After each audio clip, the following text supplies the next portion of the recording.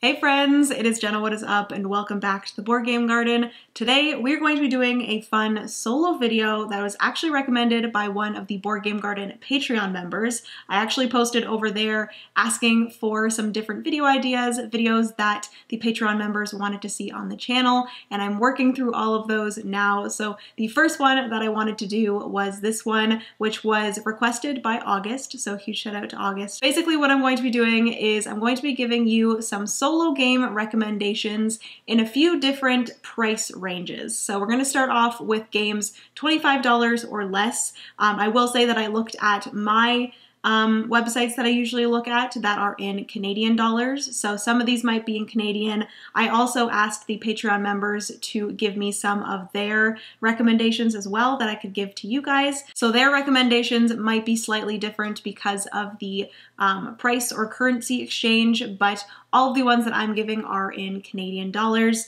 But we're going to be doing 25 or less, and then $25 to $45, $45 to $65, and then $65 and up. I'm going to give you guys 3 different recommendations in each of these 4 categories for different solo games that I really enjoy, and then I will also list off some from the Patreon members as well. I always have the Board Game Garden Patreon link down below if you guys are interested in becoming a patron and supporting the Board Game Garden in a little bit of a financial way. I would greatly appreciate it, but it is never any pressure on you guys to do so.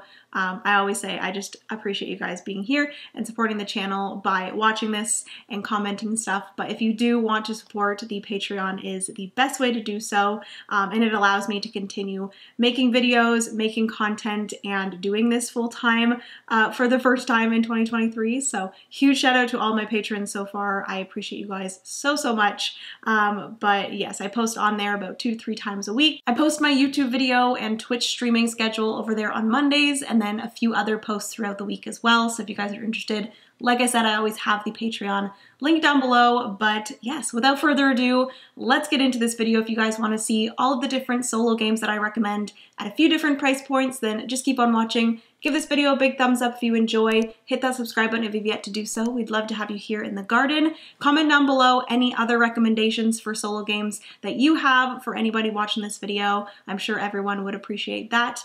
And without further ado, let's get into this solo recommendation video, shall we? All right, so we're going to start with the games that are $25 Canadian or less. I have 3 games in each of these 4 categories, so we're going to be going through 12 different games today. But the first $25 or less game that I have to share with you is in this little square box. This is Tranquility. This is published by Board Game Hub as well as Lucky Duck Games, and it is designed by James Emerson. And this is a cooperative game. You can play this multiplayer. I think most of these you can play multiplayer aside from maybe 1 or 2, but they all can be played solo and have solo variants along with them. But yes, this one is cooperative, and basically you are trying to create a grid of, I believe it's like a 6x6 grid of these square cards, and every single card has a different number on it.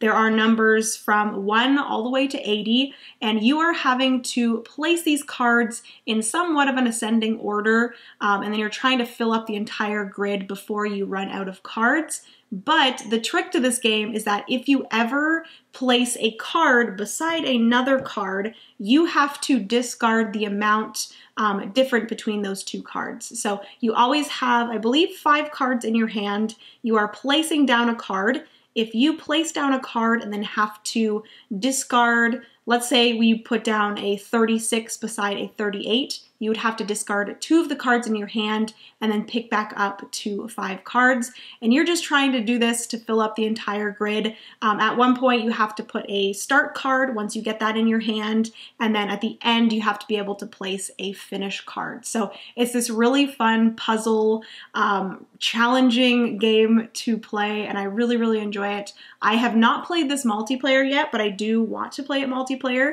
because the fun thing with multiplayer is that you can't say anything. You have to stay quiet. You can't discuss the cards that are in your hand or anything like that. You kind of just have to do it in silence. It is very tranquil. I love this game. Obviously the name Tranquility is very fitting, and it is such a fantastic, fantastic game. So if you're looking for a pretty inexpensive little game, little puzzle game, I will say it's not little, it's actually pretty sprawling on the table. But if you are looking for a small box, inexpensive game that is just relaxing and a great puzzle, then I definitely recommend Tranquility. Next up in the $25 or less category, I haven't talked about this game for a while, and I also haven't played this game for a while, so I do think that I want to take this out and play it soon. But the game that I am talking about is Cafe, and the specific one that I have also includes the Espresso. I just realized it's Espresso. It's not espresso. It's the Espresso expansion in here. But this is a coffee-themed game, and if you know me, you know I love coffee. But in this game, it is a like card drafting, kind of like tableau building game, I guess. You have these cards, and I believe in the solo variant, like I said, I haven't played this one in a while, but in the solo variant, you have 3 cards that you're drafting from. You're drafting a card, placing it into your tableau, and each of the cards has 6 different spaces on it, and you are able to overlap some of these cards. There are a bunch of different icons that mean different things, and you're trying to go from having coffee beans to being able to grind those coffee beans, roast those coffee beans, brew those coffee beans, and then sell them to a coffee shop. So you're trying to place multiple of the same process icon together, because any process icon, so for example, if I got a bunch of roasting icons beside each other, I could use all of those icons at the same time to roast a specific amount of beans and then move those beans to that roasting area. Again, I haven't played it in a very long time, but you're just trying to go from bean to coffee shop in the best way possible, and you are placing these cards on top of each other, and there's these like cubes that you're placing onto the bean icons and then moving those cubes to the different processes until you are able to sell specific colored cubes, aka coffee beans, to coffee shops that are requesting certain colors. So it is very, very fun. I haven't played with the Espresso expansion yet, but I really, really enjoy this one. Again, haven't played it in a while, but I really do want to get it back to the table. That is Cafe, which I will also mention that it is published by Pythagoras, I believe. And then I believe it is designed by Rolla and Costa.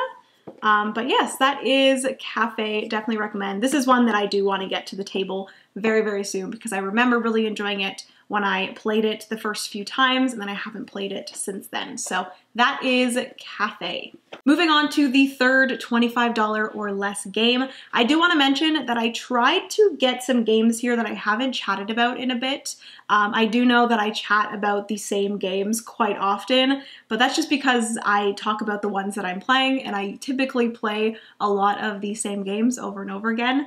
But these ones I haven't talked about in a bit, and I really wanted to shed some light on them. So the last for the $25 or less is going to be Rolling Realms, which this is published by Stonemaier Games, and it is designed by Jamie Stegmaier. And this one has a fantastic solo variant where basically you're going through a mini putt kind of thing, and each of the scenarios is one of the holes, and it's going to be telling you which cards you're playing with and some specific instructions for that hole. So it kind of gives you some additional challenges on top of the base game, which if you do not know, Rolling Realms is a roll and write. I think Jamie Stegmaier first produced this or designed this as a print and play thing that you could play remotely during COVID. And so he ended up, everyone really enjoyed it, and so he ended up actually publishing it as a physical game. And it is a game where there are a bunch of different dry erase cards. They are slightly bigger than your typical cards, and each card is a Stonemaier game, which now they've actually started coming out with some other games from other publishers, working with other publishers to bring more Rolling Realms to the game, which I do want to try to grab some of those. They just recently came out with like a Honey Buzz one, Architects of the West Kingdom one, A Feast for Odin, a bunch of different ones. Jamie Stegmaier actually just recently, for I think it was April Fool's Day, he came out with one for his two cats, which are Biddy and Walt, which Walt is actually the name of our new puppy, so I kind of want to grab that one just because of that. But speaking of, I do think someone has joined. Oh, it's Penny. Hi, Penny. How's it going, baby girl?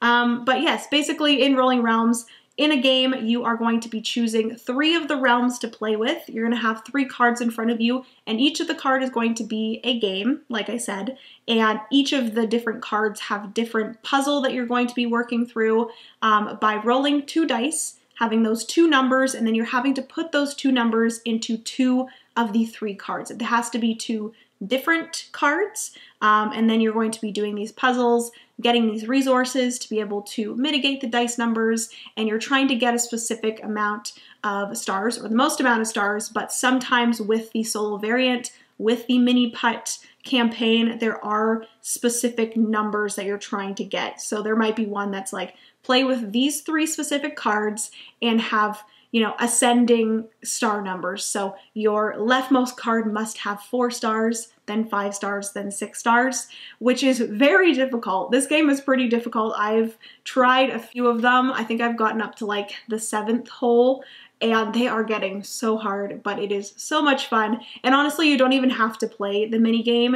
Some people actually just prefer to play without the mini game or the mini putt and just play 3 cards. I think Jamie Stegmaier actually does that once a week on like Wednesdays on his Facebook page. So if you want to see how it plays, he does those every single week, and he does like a different mixture of cards every single week. And yes, I'm very excited to play this one more. It's been a bit since I've played Rolling Realms, but I really enjoy it. And I also want to get some of the new realms. So that is the third $25 or less. That is Rolling Realms. And then for the Patreon members recommendations for $25 or less, we have a bunch of different button shy games, which I have tried a few, but they recommended Sprawlopolis, which is one I've played and enjoy. Numpsters, which is one that is a little bit similar to, or it looks similar to Food Chain Island, which Food Chain Island is another one that the Patreon members recommended. We also have Skulls of Sedlec, which I've heard great things about, as well as Rove. They also said Bloom, which I believe is a roll and write. There is Patchwork Doodle, which I did not know there is a roll and write version of Patchwork, but I do want to try that one. There's also Orchard, I believe, and then there's Grove, and then I believe the same publishers that do those solo-only games, Orchard and Grove, there is a third one coming out called Forage, which I'm very, very excited about. I think I saw on either Twitter or Facebook, there's this little like set of all 3 of them in this cute little packaging that is, I think, maybe coming to Kickstarter or crowdfunding. There's also Rustling Leaves, which is a roll and write that I want so bad. It is at the top of my wish list, but it is very difficult to find. So Rustling Leaves, there's also the Castles of Burgundy dice game, which I would love to try. Red Rising. There's also, I'm going to butcher this name, it's M-A-Q-U-I-S. But this is specifically the print and play version, which is a little bit less expensive. And then we also have Town 66, which is an Oink game that I really want as well.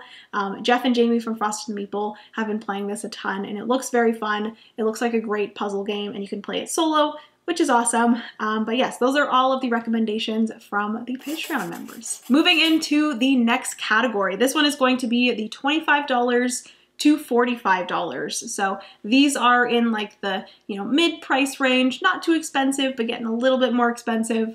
And the 3 that I have, 2 of them are actually solo-only games. So the first one that I wanted to show you guys is one that I recently got within the last few months, and I've really been enjoying this one. This is the Isle of Cats Explore and Draw. This is another, not roll and write, it is actually a flip and write, but it's very unique for a flip and write, where basically in the Isle of Cats, which I do have the base game there, which again is another fantastic solo game as well. I would say either or are amazing. I'm pretty sure the Isle of Cats base game can be purchased for like just slightly less than $45, if not like right on the $45 point.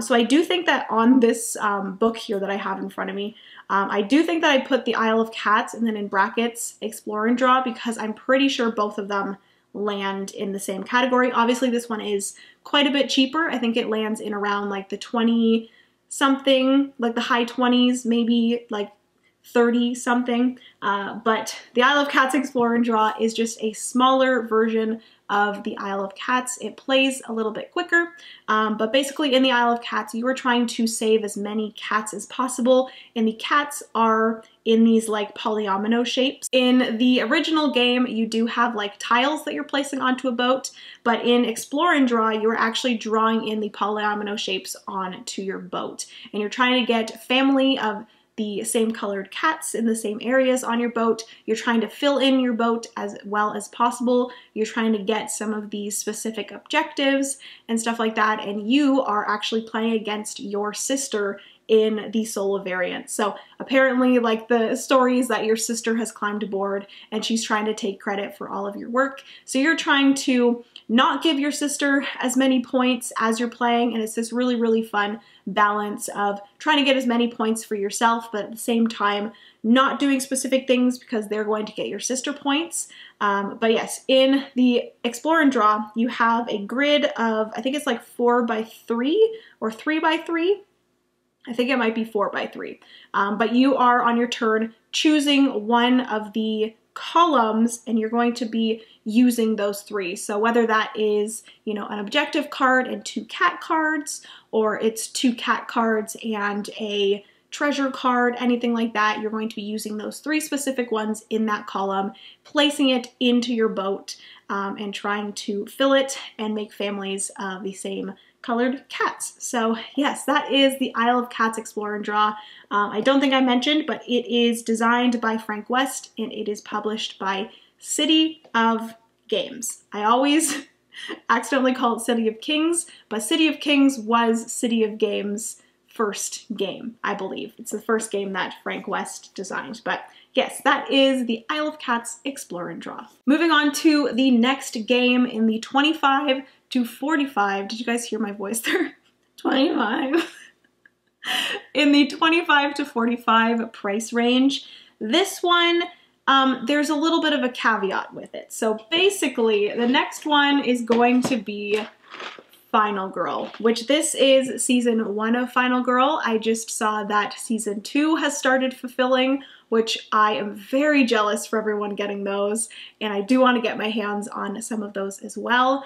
But yes, I have season 1, and then I also have 2 of the feature boxes. So basically with Final Girl, you purchase the core box, which is this one right here. I believe the core box is about $20, and then you have to actually purchase one of the feature boxes on top of that. So I figured if you purchased the core box as well as one of the feature boxes, so whatever one you prefer, that would equal about $40, $45, and that is within the price range. Obviously, if you purchase more of the feature boxes, it's going to be more, but yes, Final Girl is the first solo only game that I've talked about today, where basically you are the final girl in a horror movie. All of the different feature boxes have a different villain and then, or a different monster or something like that, and then it also has a different location, and you can actually mix and match things. They also have like different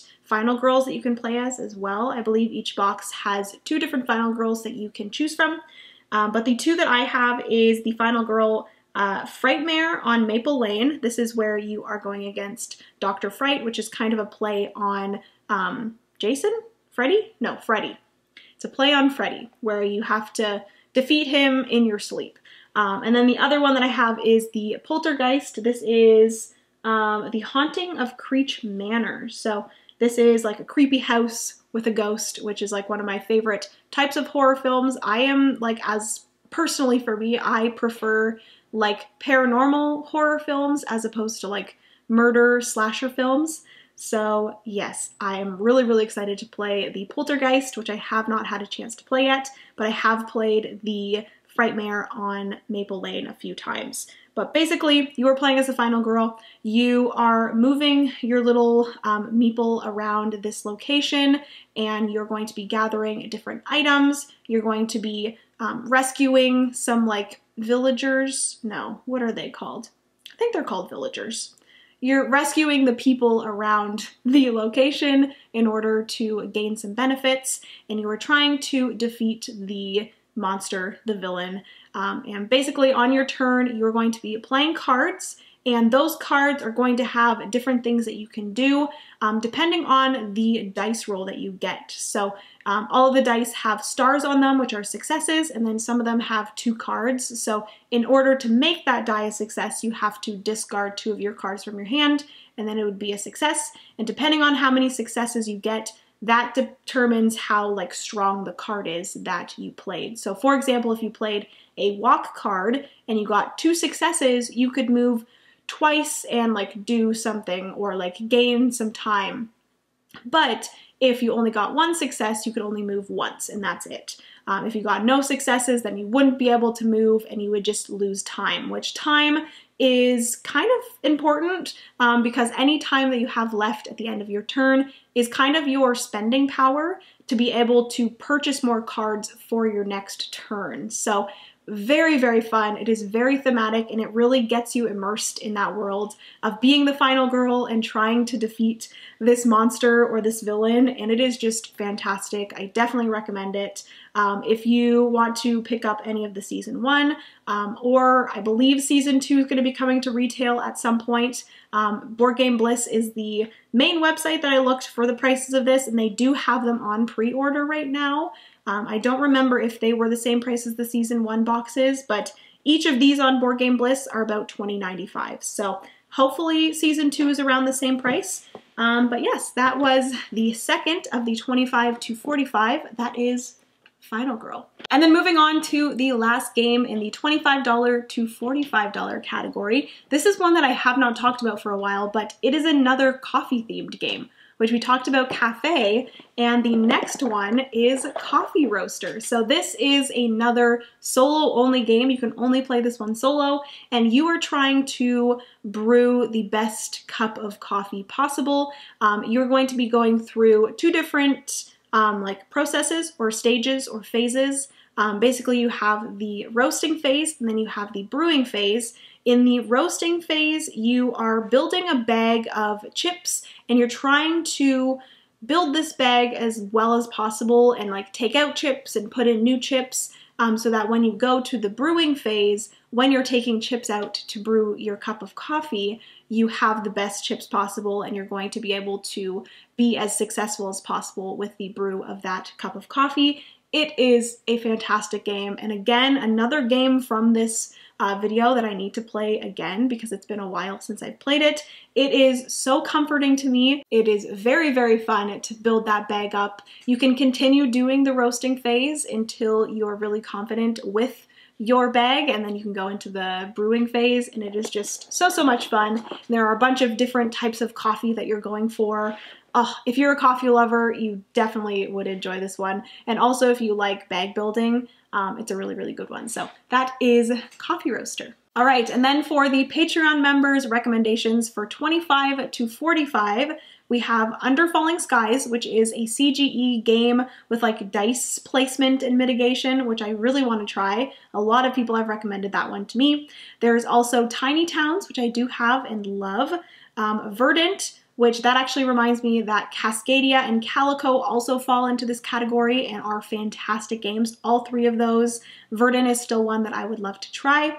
There's also Turing Machine, which Francis and I tried to get at one point, but we ended up getting the French version, so we returned that. but we're patiently waiting for that one to come back in stock. There's also the Bloody Inn, which I've heard a lot of good things about.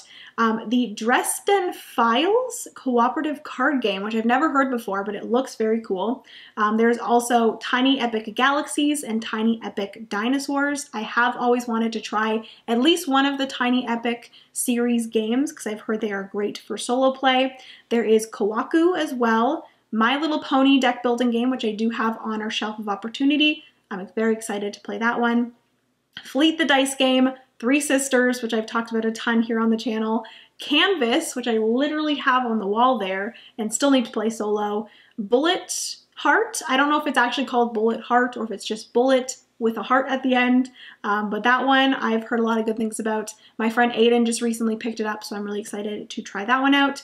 Also, McQuis, M-A-Q-U-I-S, again that one, but this one is the not print and play version, the physical version, so it's a little bit more expensive. And then also lastly is Dinosaur Island Raw and Right, which I do have and absolutely recommend. So those are all of the recommendations from the Patreon members. So I'm quickly interrupting this video to thank today's sponsor, which is WSBG, or the World Series of Board Gaming. If you've never heard of this event before, they had their first event last year in September, and they're going to be having their second event this year in September in Las Vegas. Basically, the World Series of Board Gaming is an event where you can compete in a bunch of different board games. You can either go there and just play games for fun, kind of just like a convention, or you can compete in, I think there are 16 different games you can choose from.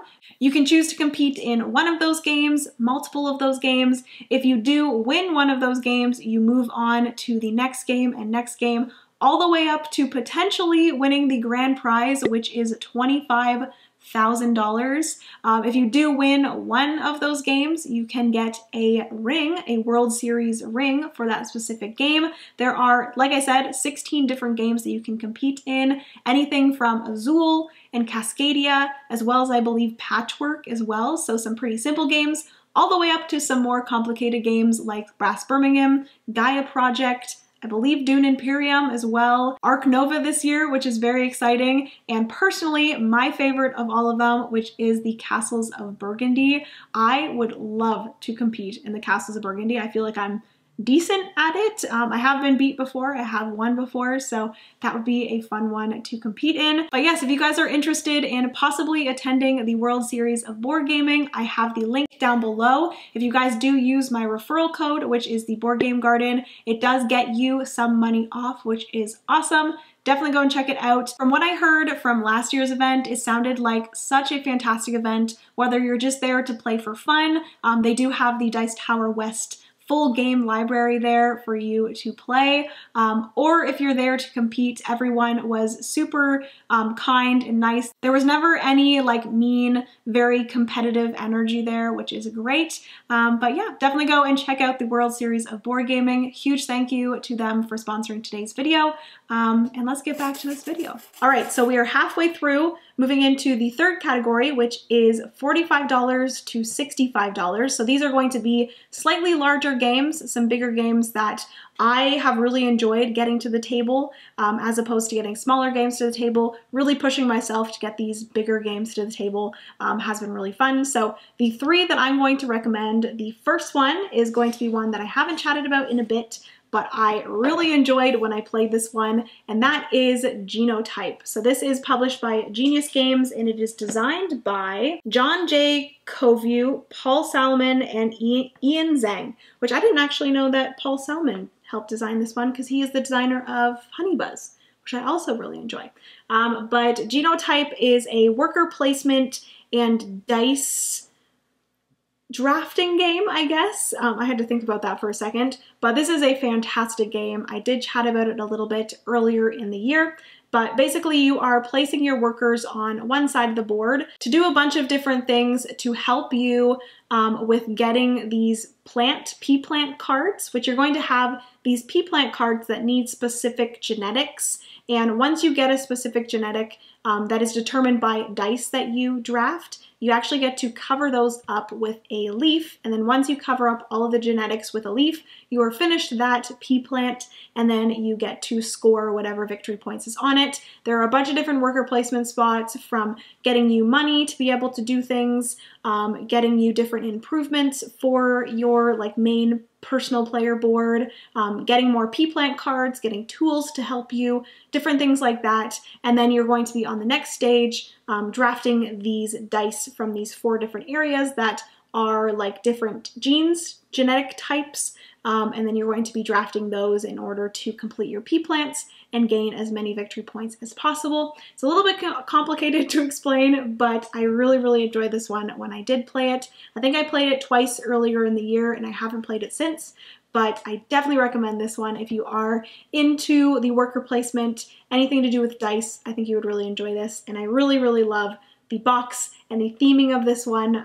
It is very fun. So that is Genotype. And then the second game is one that I do think I've talked about this one quite a bit recently, but I need to shout it out again because I really enjoy this game. But that is It's a Wonderful World, which this is published by Ori Games as well as Lucky Duck Games. And this is a card drafting game where you are in the multiplayer game, you're card drafting kind of like in Seven Wonders or Sushi Go, where you get a hand of cards, you take one, you pass the rest to your neighbor, you get the ones from your other neighbor, you continue doing that until there are no more cards, and you are going to be then putting all of those cards that you drafted into a row and then determining which ones you want to construct and which ones you want to recycle for the resource on them. So you are trying to gain resources in order to construct these buildings. Each of them have a bunch of different colored cubes that they need in their top left-hand corner. You're going to be placing these cubes on, and then once you have completed a card, you get to take it and then put it into your production area. Some cards are going to get you endgame victory points, and then some cards are going to get you additional production so that you can create more, or you can construct more buildings to then put into your production area. So it's this really cool engine builder. In the solo variant, you are just having these, I think it's piles of 10. You get 5 cards, you go through those, decide which ones you want to construct and which ones you want to recycle, and you get an additional 5, and then you do the same thing over again, and then that's the end of that round, and then you go through all the different colored cubes, and you can put them on different constructions of buildings and do all of that, and I really enjoy this game. There, I believe, is a like solo campaign for this one, and I believe there is an additional expansion that you can get that gives you another solo campaign, so I'm really interested in looking into that. But yes, It's a Wonderful World is absolutely fantastic, and it is a great game. I recommend it immensely. And then the last game for the $45 to $65 range that I want to recommend is another one that actually has a solo campaign that I need to get into. But that game is one that I'm sure you guys know of, but that is The Lost Ruins of Arnak. This one is so good. I love this game. I continuously am playing a game of this on BGA, but I really enjoyed this the few times that I got to play it solo. The solo variant in The Lost Ruins of Arnak is super easy, where you are just flipping a tile and then the AI is just going to be placing their worker on a certain spot and blocking you, or they might be purchasing a card or a few other things. So definitely recommend checking this out if you want a bigger, more, not sprawling game, but just like a bigger, slightly heavier game to dive into solo. The Lost Ruins of Arnak is fantastic. It is a deck building worker placement game where you are placing workers out to explore and gather different resources. You're going to be moving up a research track, which requires different resources for you to move up the research track, and you have these cards that you're playing down that get you different resources, get you different abilities. You're going out and exploring, which will get you resources. They will also have like different monsters that you have to defeat by handing in certain resources, and then you get that monster and gets you points. Definitely recommend for both multiplayer and solo, but specifically I really want to get into the solo campaign for this one.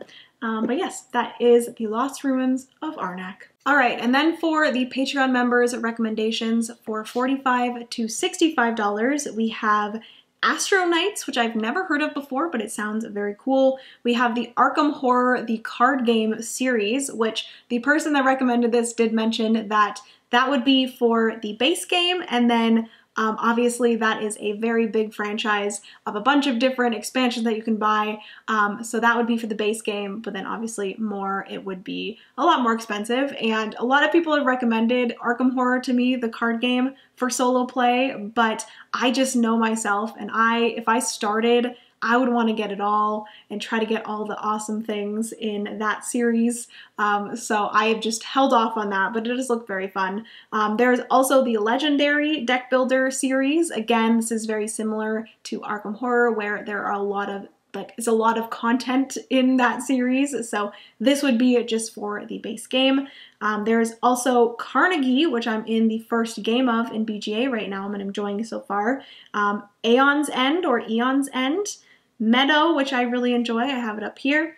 Mind Management, which I keep on forgetting that there is a solo variant for Mind Management where you are playing against an AI on like an app, I believe.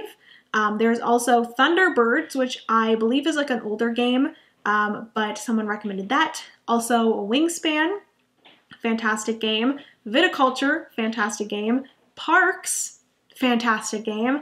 And then lastly, Endless Winter, which is one that I do want to try. It was put into that like same category as the Lost Ruins of Arnak, which I mentioned, as well as Dune Imperium, which I really enjoy Dune Imperium actually, and I'm pretty sure you can play Dune Imperium solo. Correct me if I'm wrong, but that would be another recommendation. I don't know how it plays, but I'm sure I enjoyed it multiplayer, so I'm sure that I would enjoy it solo.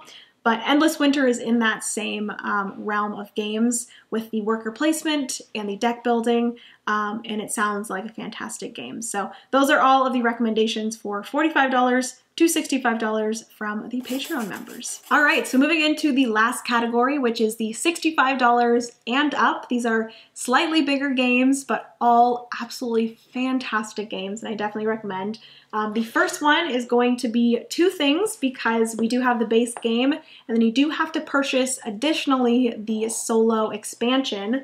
But the game that I'm talking about is one of my favorite games, and that is Concordia. Let me see if I can get this without shining the light in your guys' face. And then also the Solitaria expansion. So in order to play Concordia solo, you have to purchase the Solitaria expansion, and these two together, Concordia on its own is less than $65, but if you're purchasing the solo expansion as well, it would be over $65. We have another dog joining us down here.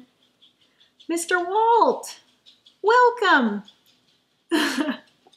But anyways, Concordia is a fantastic game. I've talked about it quite a bit here on the channel because I really, really enjoy it. The last time that I did a favorite games of all time, Concordia was my number 3. You're just playing against an AI that is very, very easy to use. And the really fun thing about the solo AI in Concordia is that you are playing down cards, and the cards that you are playing actually determine what the AI is doing. So you have somewhat of like a control on the AI, which is super fun. But in Concordia, it is a resource management game, a little bit of deck. It wasn't deck building, it was deck configuration, I believe is the word. But you're purchasing these cards and playing them down, and then once you don't have any more cards in your hand, you then play your last card, which is a Tribune, which allows you to get back all of your cards. So that's what the deck configuration is. And yeah, you're placing out your boats and your people and you're building buildings on this map. It looks very bland when you look at the game, but it is so, so good, and I love Concordia, and it was very fun solo, so I recommend it very, very much. That was the first 65 and over. That's Concordia. Moving on to the next 65 and over game. This one, I believe, just comes in right at $65. I think it's a little bit more expensive for us here in Canada, but the game is, oh, it's heavy. Obsession, which I have talked about Obsession a little bit here on the channel, but in this game, you are a family back in the Renaissance era, I believe. It might not be the Renaissance era, but it's pretty much just like Bridgerton, the show, in a game. You are a family and you are hosting different events, which are tiles that you're placing, and then you have to have specific workers to host that event, or like service, I guess, to host that event.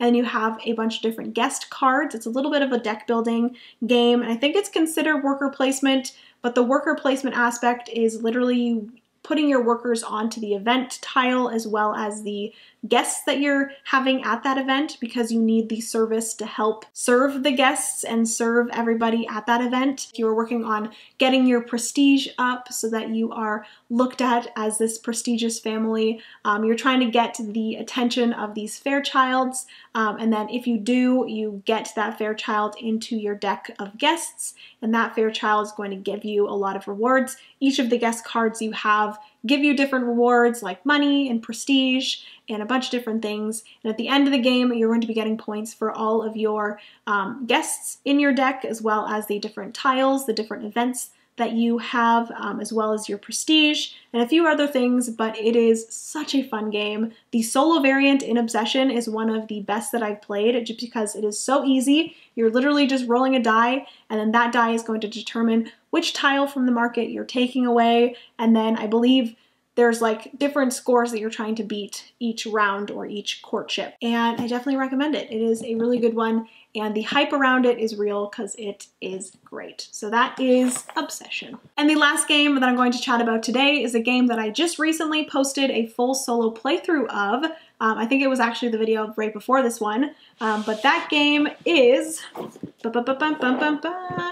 Tapestry. Tapestry is published by Stonemaier Games, and it's designed by Jamie Stegmaier, and this is a civilization game where you are playing as a different civilization. There are a ton of civilizations in this game, and on your turn you're going to be spending resources to go up one of 4 different tracks. It's a very simple game, but the amount of like decision making and strategizing and like timing of this game is so good. I love this game. I don't know what has gotten into me, but recently Tapestry has been my obsession, and I am so excited to play this more. I want to dive into all of the different civilizations and play it more solo and more multiplayer, but Tapestry is, I believe, over $100, which is pretty expensive, but I do think that it is well worth it. The production of this game is fantastic, and I feel like I'm going to get a lot of gameplay out of this, just because